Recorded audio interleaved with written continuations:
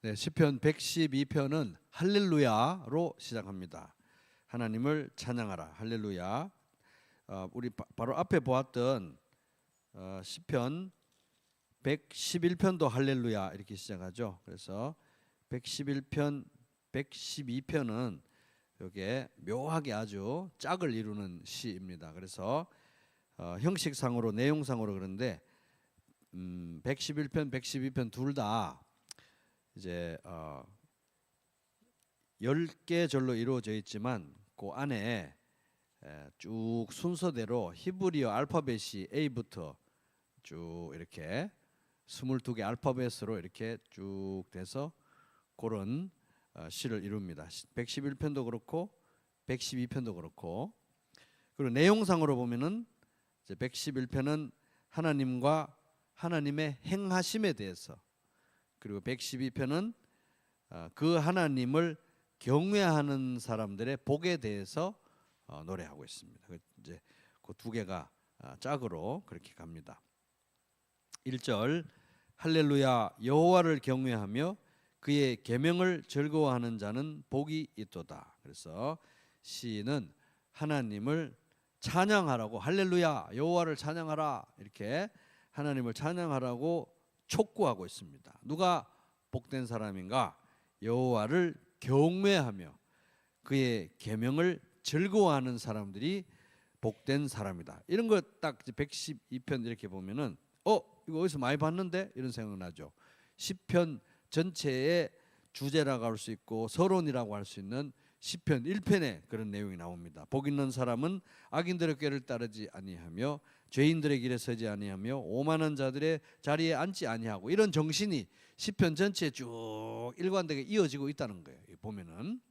그래서 의인들이 악인들의 꾀를 따르지 않고 죄인들의 길에 서지 않고 오만한 자들의 자리에 앉지 않는 이유, 여호와 하나님을 두려워하기 때문이라는 거야. 여호와 하나님을 경외하기 때문에 그렇습니다. 사람들이 악인의 꾀를 따르고 또 죄인들의 길에 서고 오만한 자들의 자리에 앉는 이유가 뭐겠습니까? 그거를 하나님께서 싫어한다는 걸 다 알면서도 그렇게 해야 살 수 있어, 현실은 다른 거야, 이렇게 생각하기 때문입니다. 현실은 그런 게 아니라고 생각하니까 하나님이 싫어하는 걸 알면서도 그렇게 하는 것입니다. 알고 보면 다 돈이야. 알고 보면 다 힘 있는 사람 앞에 고개를 숙이게 돼 있어. 그러니까 그런 것들을 하나님께서 싫어하고 양심적으로도 그게 거부감이 들지만 그렇게 하는 것이 더 낫다고 생각하는 것입니다. 그래서 하나님을 두려워하는 두려움이 아니라 정말 두려워하는 것은 뭡니까? 남보다 돈이 없는 거, 남보다 뒤처지는 거, 남에게 업신여김 받는 거, 이런 것들이 제일 두려운 거예요, 사실은. 그래서 여호와를 두려워하는 두려움은 이제 2차적으로 밀려나니까 이제 그것을 하나님이 싫어하고 또 심판하시는 줄 알면서도 우리가 또 사람들이 악인의 꾀, 죄인들의 길, 오만한 자들의 자리에 앉게 되는 것입니다. 그런데 의인들은, 하나님의 자녀들은, 하나님을 두려워하는, 하나님을 경외하는, 진짜 두려워해야 될 것이 무엇인지 아는 하나님을 두려워하는 사람들은 어떻게든 이 혼란스러운 세상 가운데서 하나님의 말씀을 따르는 것이 생명의 길이고 행복의 길이고 또 복된 길이라는 것을 알기 때문에 주야로 하나님 말씀을 묵상하고 붙듭니다. 시편 1편 2절 오직 여호와의 율법을 즐거워하며 그의 율법을 주야로 묵상하는도다. 그래서 하나님을 두려워하는 사람들은 오늘 시편 112편 1절도 이야기하고 있는 것처럼 하나님을 두려워하는 사람들은 하나님의 말씀 여호와의 율법을 기뻐하는 사람들입니다. 그런 사람들에 대해서 이제 시편 112편 오늘 할렐루야 1절 여호와를 경외하며 그의 계명을 크게 즐거워하는 자들은 복이 있도다. 이들이야말로 복이 있도다. 이렇게 이야기하는데 그것 사실 시편 1편의 내용과 일맥상통하는 것입니다. 그래서 시편 1편에도 보면 그는 얼마나 복되냐.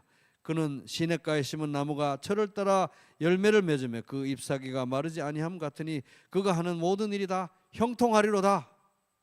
이렇게 복되다 하고 시편 모두의 1편에서부터 얘기하더니 지금 112편 왔는데도 줄기차게 얘기하고 있는 것입니다.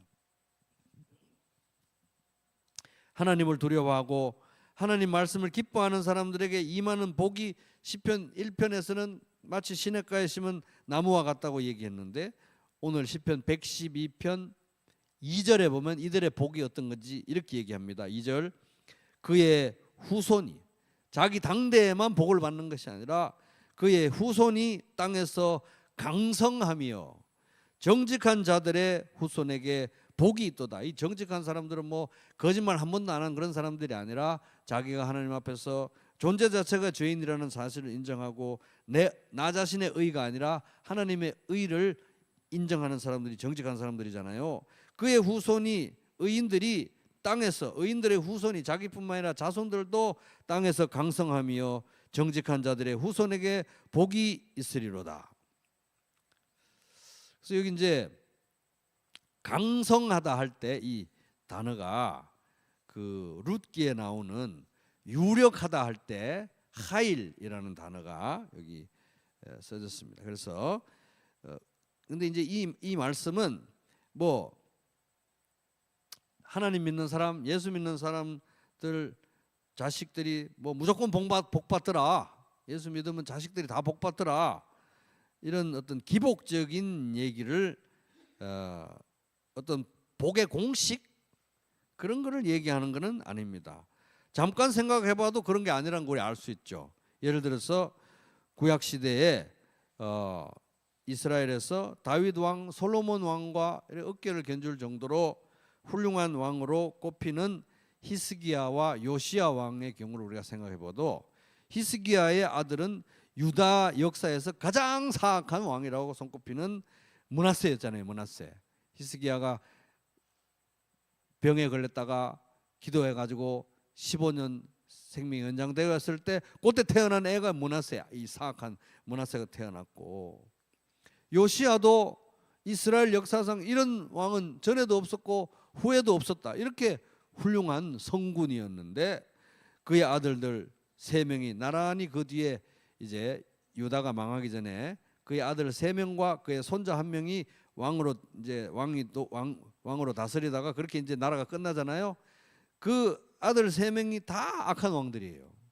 여호아하스, 여호야김, 시드기야, 이 사람들이 전부 다 악한 왕들이었습니다. 그러니까 이게 이제 2절에 보면 뭐 그의 후손이 땅에서 강성하며 정직한 자들의 후손에게 복이 있으리로다. 이게 어떻게 우리가 이걸 받아들여야 되는가 하는 것입니다. 대충 이렇게 우리가 살펴보면 한 3가지 정도 접근 방식이 있습니다. 첫째는 이거는 구체적으로 한 명 한 명이 다 그렇다는 얘기가 아니라 일반적인 얘기다. 일반적인 얘기라 가지고 되는 사람도 있고 안 되는 사람도 있다, 이렇게 받아들여야 된다. 이 틀린 말은 아니에요. 아주 틀린 말은 아닌데, 그러니까 그럼 뭐 하나님의 말씀은 될 때도 있고 안 될 때도 있고 그 사람에게는 되고 안 될 때 그럼 나는 뭐 그럴 것 같으면 나는 이 말씀 붙들지도 않고 기대하지도 않고 거절될 거 그냥 의지하지도 말아야지, 이래도 되는 말씀이냐는 거예요. 그런 건 아니잖아요. 그죠? 그래서 일리는 있지만 그걸로 깔끔하게 정리가 안 돼요. 모든 사람에게 해당되는 말씀은 아니지만 일반적인 얘기다, 아주 틀린 건 아닌데 그렇게 해석하고 나면 이게 뭔가 정리가 좀 안 돼요, 사실은. 둘째는 어떤 접근법이 있냐면 그거는 구약에 해당되는 얘기다. 구약 시대에 해당되는 얘기다. 그래서 이제 구약의 시대에는 이스라엘과 하나님 사이에 율법의 그런 계약 관계가 있었으니까 그 계약 하에서 이제 해당되는 말씀이다. 그것도 일리는 있어요. 왜냐하면 구약의 율법에 의하면 너희가 순종하면 자식들도 잘 되고 흉년도 안 들고 물질적으로도 풍요해지고 뭐 그런 말씀이 있기 때문에. 그러나 구약 시대라고 해서 다 그렇게 천편일률적으로 인과응보적으로 그렇게 된 거 아닙니다.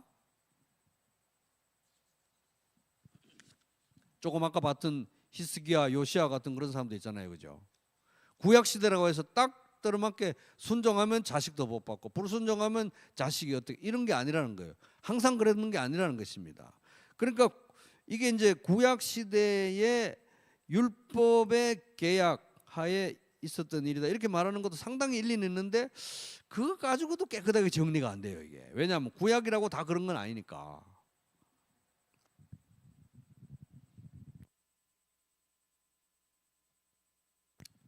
그것도 이제 어떤 이제 또 다른 접근법은 이런 말씀은 그러니까 이제 2절 그의 후손이 땅에서 강성하며 영적인 자들 정직한 자들의 후손에게 복이 있으리로다 이런 말씀은 문자적으로 해석할 게 아니라 영적으로 해석해야 된다 이렇게 이제 접근하는 방식도 있습니다. 일리가 있어요. 이게 이제 뭐 꼭 문자적으로 뭐 돈이 많아지고 뭐 유명해지고 이런 게 아니라 영적으로 복을 받는다 이렇게 해석을 할 수도 있다고 이제 접근하는 방식도 있는데 그것도 깨운하진 않아요. 왜냐하면 뭐가 영적이고 뭐가 영적이 아니냐가 이게 구분이 쉽지가 않다고요. 그잖아요. 예를 들어서 에베소서 1장에 하늘에 속한 모든 신령한 복을 우리에게 주셨다.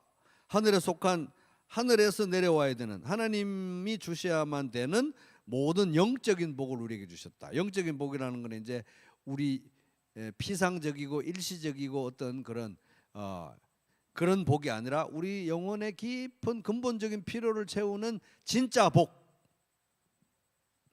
성령의 역사로만 주어질 수 있는 복, 이걸 주셨다는 건데 이게 무슨 영적인 거면 교회 와서만 해당되는 거고 교회 밖에서는 안 해당되는 그런 복을 얘기하는 게 아니거든요. 우리의 전인격과 우리 삶의 모든 영역에 해당되는 복을 말하는 것입니다. 그러니까 이게 뭐 영적이다 비영적이다 이게 뭐 교회에 속한 일 교회 밖에 이런 식으로 구분이 그게 쉽게 되지 않기 때문에 얼핏 들으면 그래 문자적으로 해석할 게 아니라 영적으로 해석해야 된다. 그것도 맞는 말인데 아주 틀린 말은 아닌데 이게 개운하게 답을 안 줘요. 제가 이게 오랫동안 고민을 해봤는데 이게 세 가지 다 뭔가 다 일리는 있는데 개운하게 정리가 안 돼가지고 참 고민을 많이 했습니다.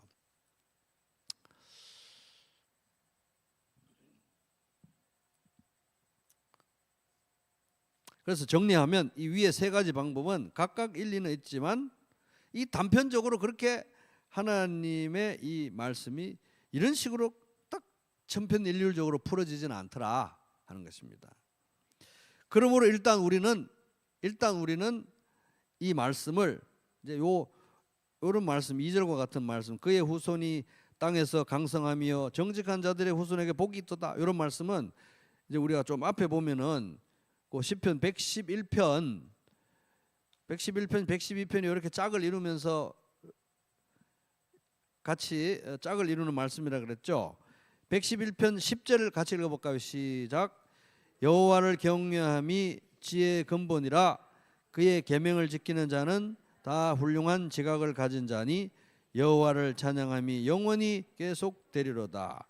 그래서 110편 10절이 이렇게 끝나고 112편이 이제 여호와를 경외하는 사람들이 어떤 사람들인가 어떤 복을 받는가 이렇게 얘기하는데 그러니까 우리 112편 방금 2절 같은 이런 말씀은 후손이 땅에서 강성하고 정직한 자들의 후손에게 복이 있다 이런 거는 이제 잠언적인 성격의 그런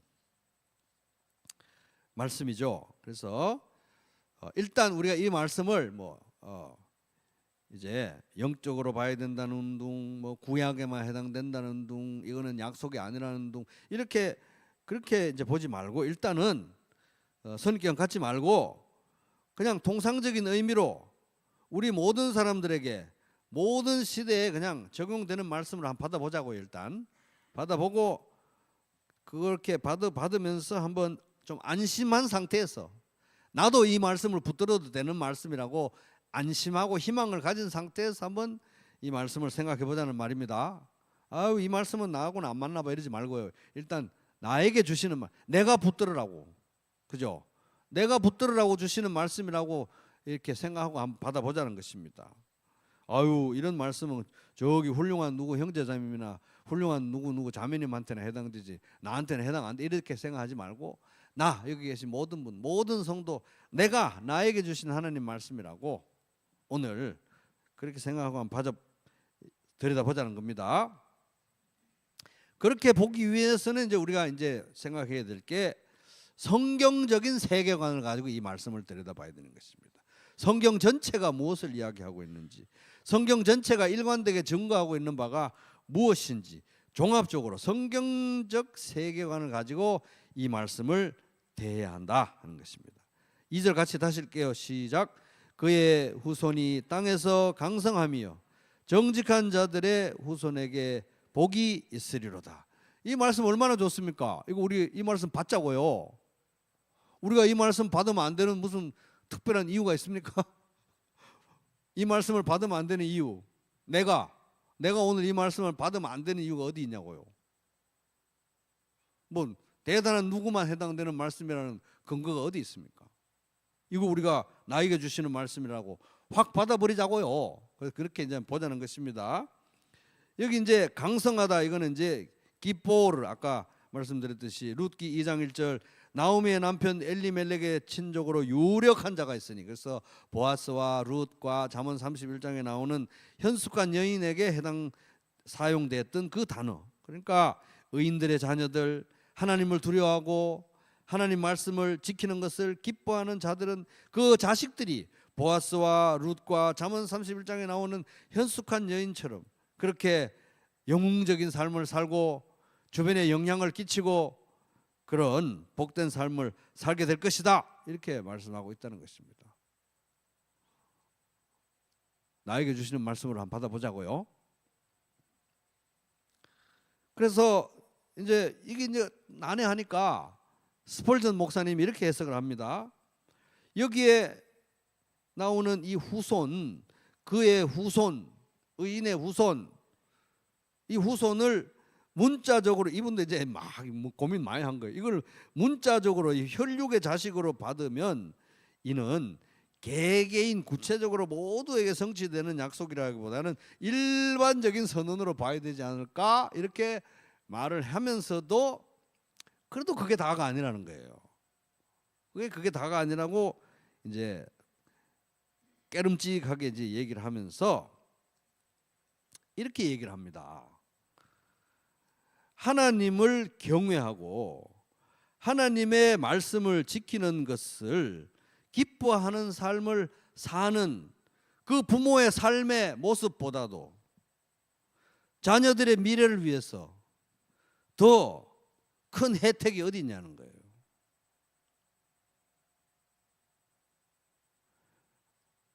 하나님을 경외하고 하나님 말씀을 기뻐하는 삶의 모습을 보인 부모의 그 삶의 여정과 간정과 모습을 자식들이 보는 것보다도 더 큰 유산이 어디 있냐 이 말입니다.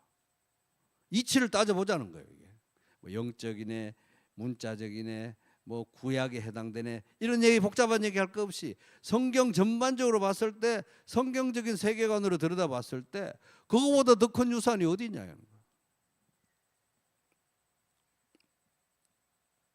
어떤 뭐 큰 집을 물려준다든지 아파트 몇 채 준다, 현금을 뭐 돈다발을 준다, 아니면 우리는 명예 있는 뼈대 있는 집안이야 뭐 그런 걸 물려준다, 그런 거 하고 부모가 하나님 말씀을 경외하고 하나님을 경외하고 하나님 말씀 기뻐하는 삶을 사는 그 모습을 보여주는 거하고 뭐가 더 큰 유산이냐. 성경적 세계관으로 볼 때, 정확한 영적 현실을 볼 때 뭐가 더 큰 것이냐. 이제 스펄전 목사도 아까 이제 복잡한 얘기 하다가 따져 보니까 뭐가 더 크냐 이거예요. 이런 유산에 견줄 만한 유산이 또 어디 있겠느냐. 그런 유산을 받는 자녀들보다 이 세상에서 살아가는데 유리한 특혜와 특권을 앞서 받는 자식들이 어디 있겠냐 이 말이에요.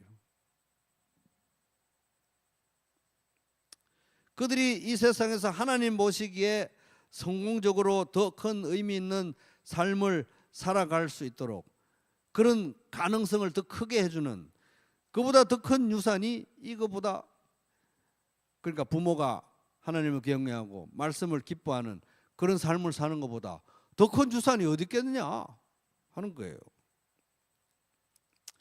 그러고 보면 자세히 따져보잖아요. 우리가 이 세상의 관점에서 봐도 부모가 좀 재산이 많고 뭐 더 좋은 집에 살고 뭐 또 뭐 인맥도 많고 뭐 이렇게 유명한 집안, 이러면 자식들이 살아가는데 여러 가지 혜택과 장점이 있는 건 사실이잖아요. 그죠? 소위 말하는 그런 혜택들이 있죠. 앞서가는 장점들이 있죠. 그죠?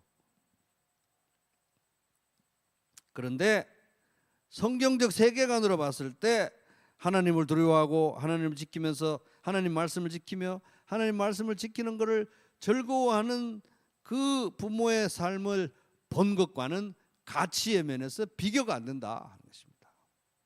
이제 성경적 세계관의 문제인 것입니다. 근데 이제 또 사실 보면은 아까 그 뭐 재산이 많다, 뭐 집안에 뭐 인맥이 많다, 뭐 그런 뼈대 있는 이런 그런 것들도 사실 그런 것들이 있는 집안인 자식들이라고 해서 또 다 잘 되는 건 아니에요, 사실. 안 그렇습니까? 뭐 대기업 회장집 애들이라고 다 잘 사는 건 아니잖아요. 오히려 사실 그런 잘 사는 집 너무 잘 살아가지고 너무 부족함이 없는 그런 집 애들이 자식들이 사실 굉장히 건강하지 못한 정신으로 사는 경우가 많아요, 사실은. 그래서 이제 뭐 창업이 어렵냐, 수성이 어렵냐, 집안을 일으키는 게 어렵냐, 그걸 이어가는 게 어렵냐, 뭐 이런 얘기도 있는데 부모 세대가 그걸 잃었다고 애들이 그런 집안에서 너는 아무 걱정할 거 없어 여기 다 있잖아 이렇게 했는데 애들이 그러면 부모가 바라는 대로 잘하느냐, 또 그건 아니라는 거예요, 그죠? 이것도 사실 마찬가지입니다. 부모의 영적 자산도 사실 기계적으로 상속되지는 않아요. 기계적으로 상속되지는 않지 않습니까? 왜? 이는 혈통으로나 육정으로나 사람의 뜻으로 나지 않고 오직 하나님께로부터 난 자들이어야 된다. 요한복음 1장 13절. 왜? 하나님한테는 손자가 없어요. 모두 직접적인 아버지 하나님이 돼 직접 성령의 역사로 거듭나고 말씀으로 변화되는 그런 관계가 되기 때문에 부모가 어떻게 했다고 해서 뭐 어떻게 기계적으로 거듭나게 해줄 수는 없지만, 만약 그런 부모의 영적, 그렇다 할지라도 그런 부모의 영적 자산 가운데서 자라는 아이들이 하나님과 개인적인 관계를 맺고 하나님 말씀 안에서 자라나고 있다고 생각하면 그 부모의 영적인 삶은 어마어마한 유산이고 상속이고 재산이 된다는 거예요. 다른 사람들보다 훨씬 앞서서 출발할 수 있는 어마어마한 영적 자산이 된다는 것입니다. 마찬가지로 이 세상에서도 돈 많고 부잣집 그런 집 애들이 다 그렇게 건강하게 자라는 건 아니지만 일반적으로 볼 때 유리한 건 또 사실이거든요. 그런데 이 영적인 자산은 그것과는 가치가 비교할 수 없을 만큼 크다 하는 것입니다.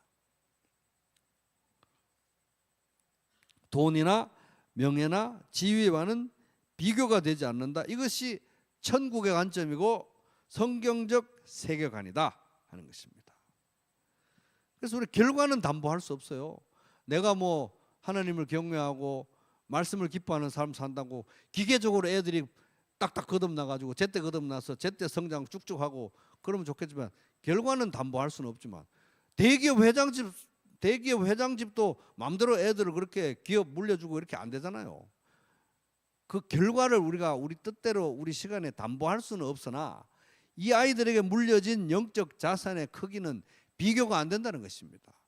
어마어마한 자산을 물려주고 있다는 걸 우리가 눈을 떠야 되겠다 하는 것입니다. 그러면 이제 부모의 입장에서는 우리가 이걸 어떻게 받아들여야 되느냐? 내가 잘 살았으니까, 내가 하나님 말씀 잘 순종했으니까 하나님 내 자식들은 무조건 내가 원하는 대로 이때 구원받고 이때 어떻게 해서 이렇게 돼야 돼요, 이렇게 요구할 수 있는 조건은 아니라는 거죠. 그죠? 내가 하나님이 아니기 때문에.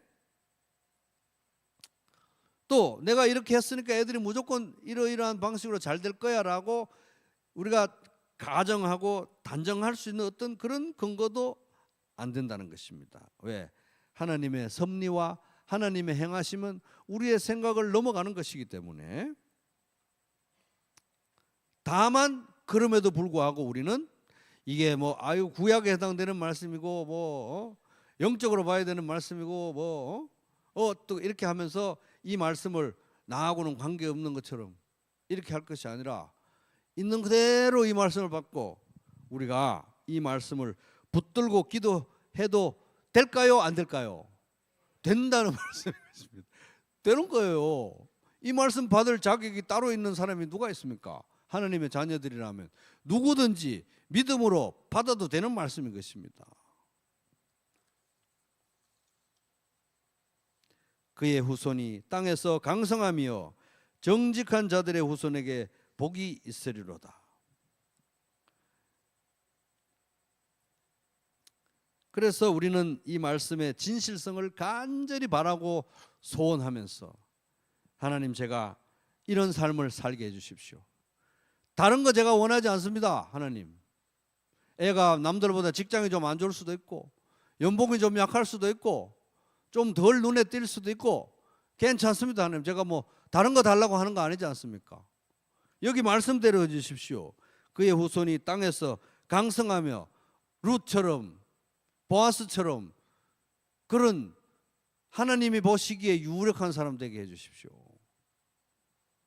정직한 자들의 후손에게 복이 있다고 하는, 하늘에 속한 모든 신령한 복을 받는 그런 자식들 되게 해주십시오.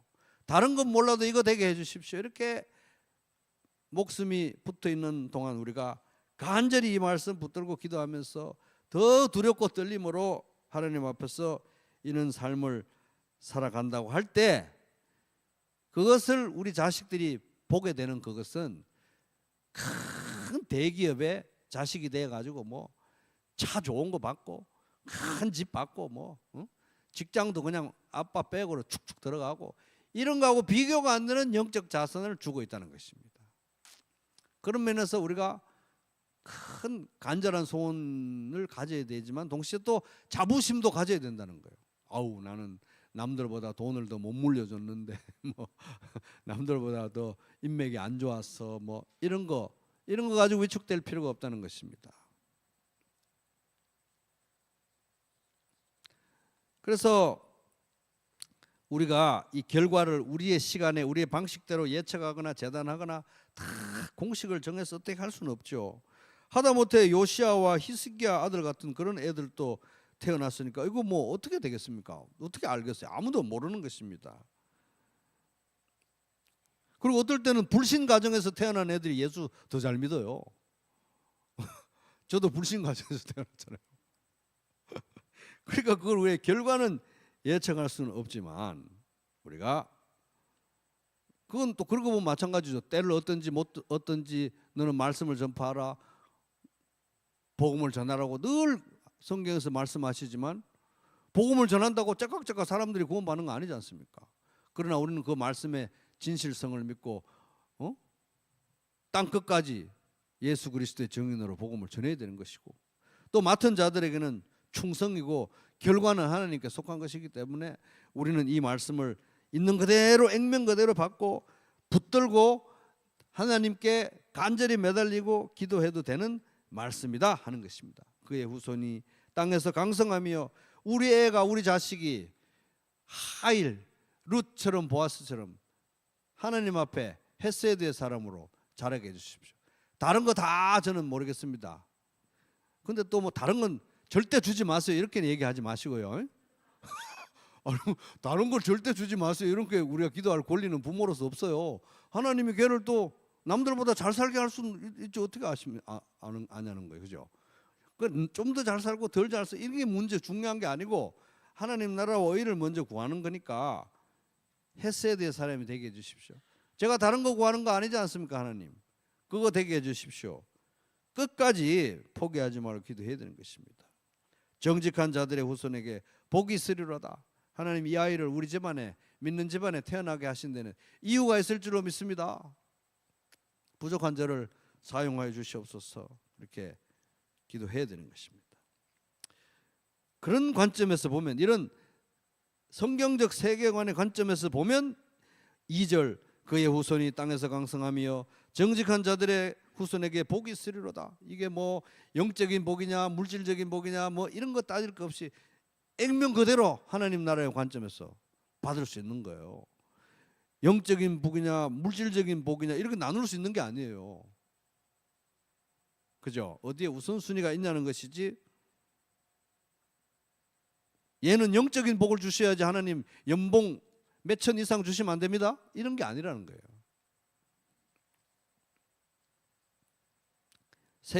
성경적 세계관의 관점에서 보면 우리가 있는 그대로 이 말씀을 붙들고 간절히 포기하지 말고 목숨을 주시는 날까지 우리 기도할 수 있다. 나도 그렇게 붙들 수 있다 하는 것입니다.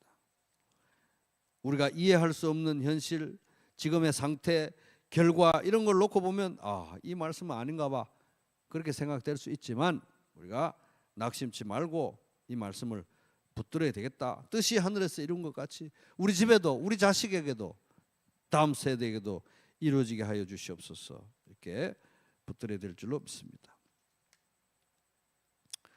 그러므로 이제 하나님의 자녀들 성도들은 말씀으로 자녀들을 이제 양육해야 되는 것이죠.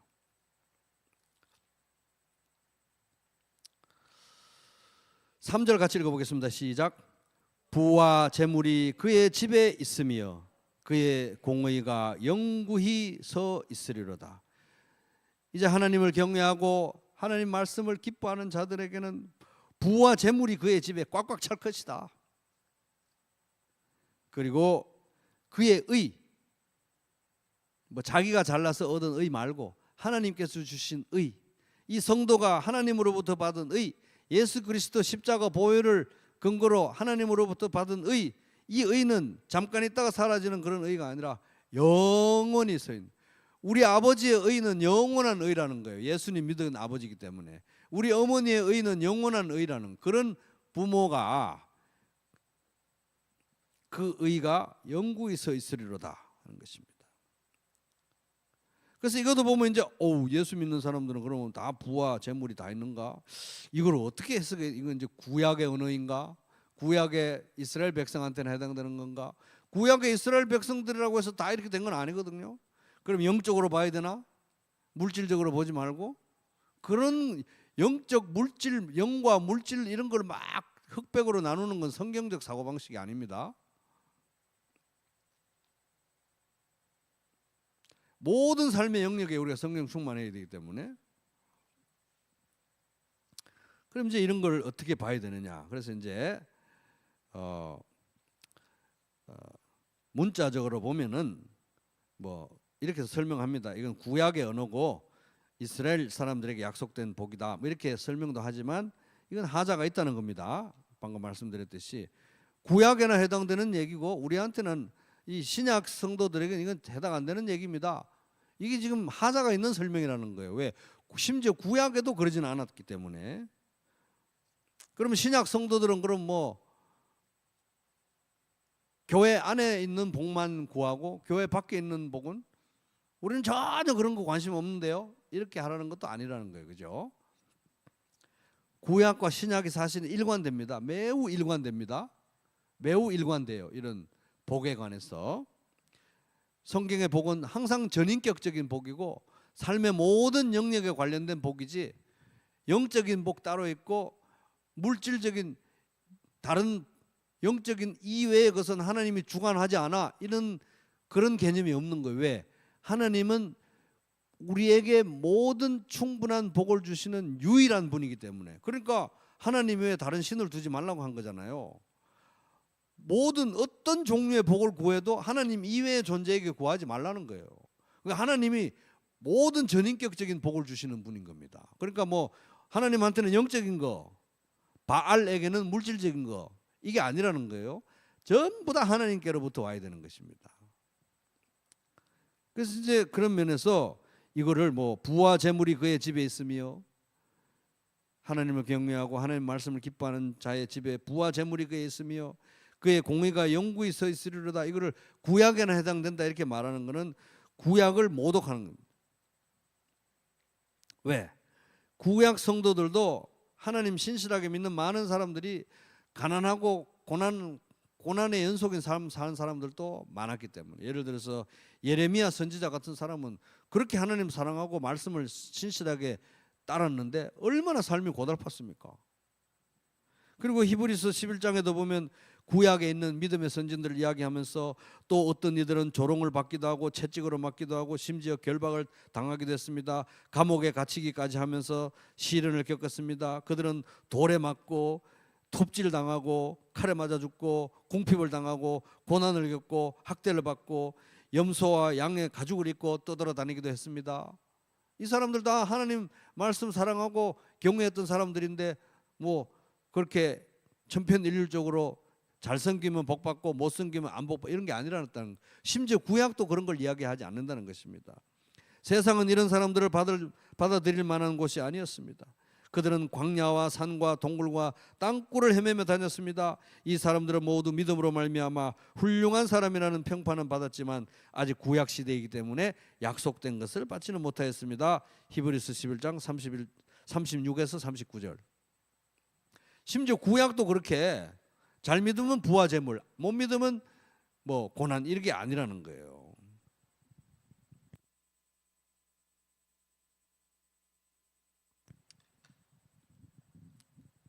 심지어 구약에서도 무엇이 더 중요한지 이렇게 가르치십니다. 내 하나님 여호와께서 이 40년 동안 광야에서 네 광야 길을 걷게 하신 것을 기억하라. 이는 너를 낮추시며 너를 시험하사 네 마음이 어떠한지 그 명령을 지키는지 지키지 않는지 알려 하심이라. 너를 낮추시며 광야에서 40년 동안 너를 줄이게 하시며 또 너로 알지 못하며 내 조상들도 알지 못하던 만나를 내게 먹이신 이유는 사람이 떡으로만 사는 것이 아니고 하나님 말씀으로 사는 줄 알게 하기 위해서 그 고난의 시간을 겪게 했다. 신명기 8장 2절에서 3절. 잠언에 보면 이렇게 나옵니다. 다투는 여인과 함께 큰 집에서 사는, 부잣집에서 사는 것보다 움막에 혼자 사는 것이 낫다. 이거 뭐 여성을 폄훼하고 그런 게 아니라 다투는 뭐 남자 여자 다 마찬가지죠. 집에서 싸우고 지지고 볶고 큰 집에 살면 뭐 하냐는 거예요. 평안하게 사는 것이 더 나은 삶이다. 무조건 뭐 구약이라고 해서 다 부와 뭐 권세와 명예 이런 걸 추구하는 게 아니라는 것입니다. 잠언 25장 24절. 그래서 잠언 마지막 부분에 가잖아요. 30장 7절에서 9절. 이거는 잠언에 나오는 이 사람이나 기도하는 거지 내가 기도하는 건 아니고 나는 이 기도 싫고 나는 다른 기도할래 이게 아니고 모든 성도가 이것을 구하라고 가르쳐 주신 기도입니다. 모든 성도가 하나님의 자녀들이라면 다 이걸 기도해야 돼요. 다른 걸 기도하면 안 되고. 내가 두 가지 일을 주께 구하였사오니 내가 죽기 전에 내게 거절하지 마시옵소서. 곧 헛된 것과 거짓말을 내게서 멀리하옵시며 나를 가난하게도 마옵시고 부하게도 마옵시고 오직 필요한 양식으로 나를 먹이시옵소서. 혹 내가 배가 불러서 하나님을 모른다 여호와가 누구냐 할까 하오며 혹 내가 가난하여 도둑질하고 내 하나님의 이름을 욕되게 할까 두려워함이니이다. 잠언 30장 7절에서 9절. 이렇게 기도하라고 모든 성도가 이렇게 기도하라고 가르치신 것입니다. 이렇게 기도하는데도 하나님이 부자가 되게 하시면 할 수 없는 거예요. 선한 정직으로 섬겨야 되죠. 그러나 부자가 되게 하여 주시옵소서, 부자가 되게 하시옵소서, 이렇게 기도하라고 가르치지는 않는다는 거예요. 부하려 하는 자들은 모든 올무에 빠져가 죄의 유혹에 쉽게 빠져든다. 이렇게 성경이 가르치죠. 심지어 구약도 이렇게 가르치고 있는 것입니다. 잘 믿으면 부자 되고 못 믿으면 가난하고 이걸 가르치는 게 아니라는 거예요. 그래서 전도서 1장 2절 헛되고 네 번이나 말해. 헛되니 모든 것이 헛되도다. 전도서 1장 2절. 그러면서 진짜 행복이 뭐냐? 큰 대궐 같은 집에서 하루에 막 아침부터 일어나서 밥 10끼 먹고 뭐 옷도 좋은 거 30벌 그냥 한꺼번에 입고 뭐 이러는 게 아니고 사람이 세상에서 온갖 수고를 마다하지 않고 속썩지만 무슨 보람이 있는가? 평생에 그가 하는 일이 괴로움과 슬픔뿐이고 밤에도 그의 마음이 편히 쉬지 못하니 이 수고 또한 헛된 일이다. 사람에게는 먹는 것과 마시는 것, 자기가 하는 수고에서 스스로 보람을 느끼는 것, 이보다 더 좋은 것은 없다. 알고 보니 이것도 하나님께서 주시는 것이다. 소소하게 자기 일한 게 연봉이 얼마든지 오늘 일당이 얼마든지 그거 가지고 먹을 수 있는 거 사서 먹고 가족들하고 오손도손 그날 소소한 행복을 누리는 것이 최고 분량의 행복인데 이것도 내가 노력한다고 얻을 수 있는 게 아니라 하나님이 주셔야 된다는 것입니다. 전도서 2장 20. 그러니까 심지어 구약에도 잘 믿으면 복 받고 못 믿으면 가난하지 이런 식의 천편일률적인 그런 인과응보적인 그런 기복적인 걸 구약도 가르치지 않는다는 거예요. 그러니까 우리가 여기서 부와 재물이 의인의 집에 하나님 경외하고 말씀을 사랑하는 사람의 집에 부와 재물이 그의 집에 있으며 그의 공의가 영구히 서 있으리로다. 이거 뭐 그거는 구약에나 해당되는 거고 우리 신약에 신령한 사람들은 우리는 이런 거 안 구해요. 이렇게 하는 게 아니라는 거예요. 그래서 전도서 12장 13절 일의 결국을 다 들었으니 하나님을 경외하고 그 명령들을 지킬지어다. 이것이 모든 사람의 본분이니라. 전도서 12장 13절. 이게 성경적 세계관이 이렇게 쫙 일관되게 형성되고 있는 거예요. 구약 성경도 일관되게 이런 사상을 가르치고 있는 것입니다. 하나님 나라와 그의 의를 먼저 구하라. 그래야만 하나님께서 필요한 만큼 우리에게 주신다. 맡겨주신다. 청지기가 될 수 있도록. 그래서 성경적 세계관이 일관된다는 것입니다. 구약 따로 신약 따로 뭐 물질적인 것 따로 영적인 것 따로 이런 게 아니라 일관된 것을 성경이 가르친다. 그래서 이런 모든 구약에서 정립되어진 성경적 세계관을 예수님께서 다 실현하신 거 아닙니까? 그래서 예수님이 딱 상상수훈에 오면서 복되도다. 진짜 행복이 뭐냐? 복되도다 이러면서 마음이 가난한 자는 복이 있다고 팔복을 쫙 얘기하십니다. 이게 진짜 행복이다. 속지 마라. 이게 진짜 행복이다. 가르쳐 주신 것입니다.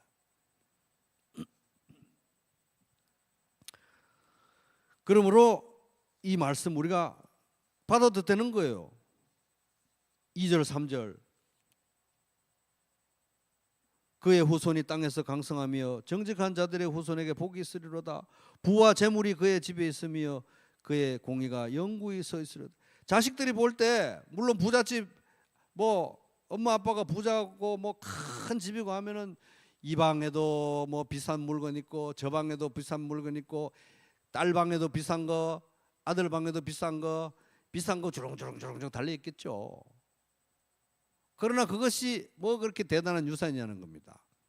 엄마가 이 방에서 찬송하고 엄마가 저 방에서 말씀 보고 엄마가 이 방에서 아이들에게 예수 믿는 도를 가르치고 이야기하던 그 손때 묻은 성경과 또 엄마가 뭐 기도하던 방석과 자리와 이런 것들이 더 큰 믿음의 유산이고, 물론 그것이 뭐 자식에게 그대로 기계적으로 해서 애가 구원받고 잘 되라는 우리가 영적으로 뭐 축축 이렇게 되는 것을 담보하거나 뭐 우리가 다 예측하거나 내 마음대로 되는 건 아니지만, 그럼에도 불구하고 물려주고 상속되는 그 상속의 가치를 생각하면 방방마다 비싼 거 주렁주렁 해놓는 것보다 방방마다 엄마 아빠의 영적인 유산이 하나님을 사랑하던 손때가 묻어있는 그런 것들이 더 비싼 것이다 하는 것입니다. 그런 면에서 볼 때 이 의인의 집이야말로 부와 재물이 가득한 거 아니냐. 이게 뭐 영적으로 보느냐 물질적으로 보느냐 이런 문제가 아니라 성경적 세계관으로 볼 때 이건 액면 그대로의 말인 것입니다. 부와 재물이 그의 집에 있으면 우리 집이 부잣집이야. 예. 다른 집이 저 집이 부잣집이 아니야. 하나님 찬송하고 하나님께 같이 기도하는 우리 집이 부잣집이야. 이 벽도 아마 내가 과학적으로 설명을 못해서 그렇지 찬송 부르는 집에 이 주파수를 먹은 벽하고 맨날 집에서 그 싸우는 소리를 먹은 비싼 벽하고 아마 이 원자 구조가 아마 다를 거야.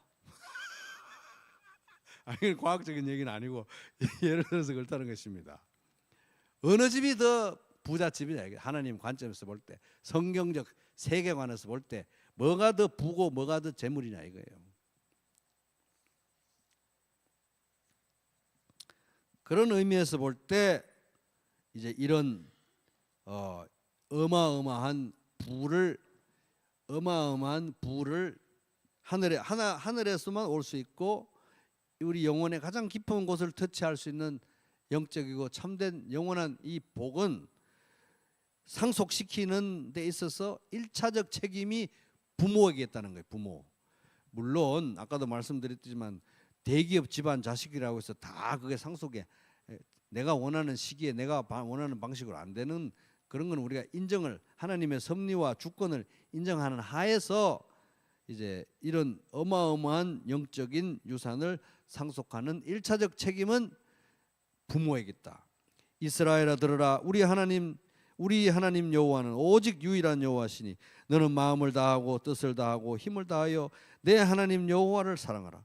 오늘 내가 네게 명하는 이 말씀을 너는 마음에 새기고 네 자녀에게 오늘 내가 네게 명하는 이 말씀을 너는 마음에 먼저 너 자신의 마음에 새기고 부모의 마음에 새기고 내 자녀에게 부지런히 가르치며 집에 앉았을 때든지 길을 갈 때든지 누워 있을 때든지 일어날 때든지 이 말씀을 강론할 것이며 너는 또 그것을 내 손목에 메어서 기호로 삼으며 내 미간에 붙여 표로 삼으며 내 집 문설주와 바깥문에 기록할지니라. 부모가 가정에서 신앙을 상속해야 된다. 그러면 이제 우리가 여기 있는 말씀대로 우리가 바라고 기도할 수 있는 겁니다. 그의 후손이 땅에서 강성하며 기도하는 엄마 아빠의 모습을 본 애들보다 강성한 사람이 누가 있겠습니까? 정직한 자들의 후손에게 복이 있으리로다. 말씀 보는 엄마 아빠 모습을 본 자식들보다 복 있는 사람이 누가 있느냐는 것입니다. 부와 재물이 그의 집에 있으며 그의 공의가 영구히 서 있으리로다. 자기 잘난 맛이 아니라 하나님이 예수님을 통해서 주시는 의, 영원한 의를 힘입어서 살아가고 또 하나님을 경외하고 말씀을 기뻐하는 그런 삶의 흔적이 집 구석구석에 묻어있는 그런 부잣집에서 자란 애들보다 더 특권층이 어디 있겠냐 하는 것입니다.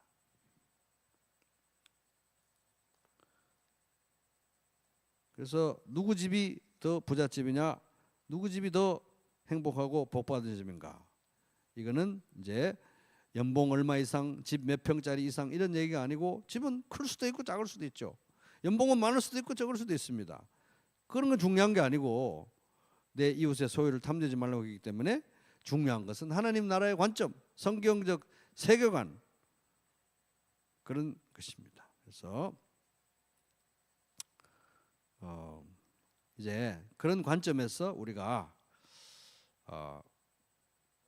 볼 때 자부심을 느껴도 되고 너무 불안해하지 않아도 되고 또 포기하지 않고 새롭게 기도해야 될 힘도 또 하나님께서 주실 줄로 믿습니다.